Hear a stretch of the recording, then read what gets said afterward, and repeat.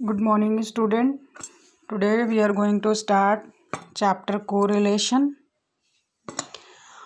This is a correlation properties class 11th का topic है, जहाँ पर हम correlation की कुछ properties को read करेंगे. First of all, R has no unit. It is a pure number. It means unit of measurement are not part of R. R basically क्या है? R जो है वो कोरिलेशन को डिनोट करने का एक साइन है, जो ये बोलता है कि जो कोरिलेशन है वो एक प्योर नंबर होता है, वो यूनिट फ्री मेजरमेंट होता है. मतलब आप उसको मीटर, लीटर, ऐसे किसी भी चीज़ में, रुपीज़, किसी भी चीज़ में उसको मेज़र नहीं करते हैं.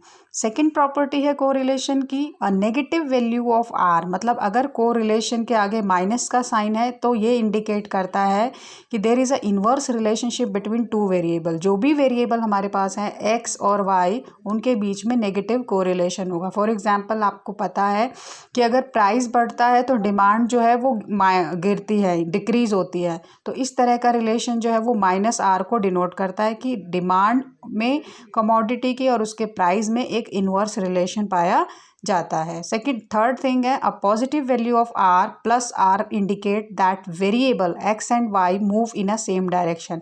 अगर आर की वैल्यू, कोरिलेशन की वैल्यू प्लस है तो इसका मतलब ये है कि दोनों में एक पॉजिटिव रिलेशन है, दोनों सेम डायरेक्शन में मूव करेंगे. मतलब अगर एक इंक्रीज होगा तो दूसरा भी इंक्रीज होगा, एक डिक्रीज होगा तो दूसरा भी डिक्रीज होगा. फॉर एग्जांपल अगर प्राइस ऑफ कमोडिटी बढ़ते हैं तो जब भी किसी चीज़ के प्राइस बढ़ जाते हैं तो प्रोड्यूसर जो है वो मोटिवेट होता है प्रोडक्शन करने के लिए. तो प्राइस अगर कमोडिटी के बढ़ते हैं तो उसकी सप्लाई भी बढ़ती है, लेकिन अगर प्राइस कमोडिटी के डिक्रीज़ करते हैं तो उसकी सप्लाई जो है वो डिक्रीज़ हो जाती है. अगर इस तरह का रिलेशन है हमारे पास तो हम उसे कहेंगे कि r has a positive value और there is a positive relationship between r, x and Y.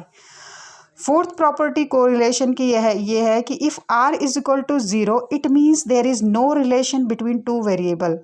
अगर हम कैलकुलेट कर रहे हैं एक्स का और वाई का रिलेशन और वो ज़ीरो आ रहा है तो इसका मतलब दोनों के बीच में कोई भी रिलेशन नहीं है. फॉर एग्ज़ाम्पल जैसे कि हम बोल रहे हैं कि बच्चे जो हैं आजकल कम स्कूल आ रहे हैं, या अटेंडेंस जो है स्टूडेंट की क्लास में वो कम है, और दूसरी तरफ हम बोल रहे हैं कि प्रोडक्शन बहुत ज़्यादा, जो सप्लाई है कमोडिटी की वो बहुत ज़्यादा हो रही है. तो प्रोडक्शन का इंक्रीज़ होना और बच्चों की अटेंडेंस का स्कूल में कम होना, इस तरह का कोई रिलेशन नहीं है एक्स और वाई के वेरिएबल में. तो वहाँ पर आर की वैल्यू क्या हो जाएगी? ज़ीरो. नेक्स्ट है, if are is equal to one. अगर आर की वैल्यू हमारी वन आती है, प्लस वन आती है, या आर माइनस वन होता है तो it means there is a perfect relationship between the two variable. जब हम कोरिलेशन कैलकुलेट करते हैं, अगर हमारे पास आर की वैल्यू प्लस वन आती है तो हम कहते हैं यहाँ पर परफेक्ट रिलेशन है, मतलब दोनों में पॉजिटिव रिलेशन है. और यहाँ पर अगर माइनस वन आती है तो हम कहते हैं दोनों में परफेक्ट नेगेटिव रिलेशन है. नेक्स्ट प्रॉपर्टी है, value of R lies between minus one and plus one. जो आर की वैल्यू है वो हमेशा माइनस वन और प्लस वन के बीच में लाई करती है.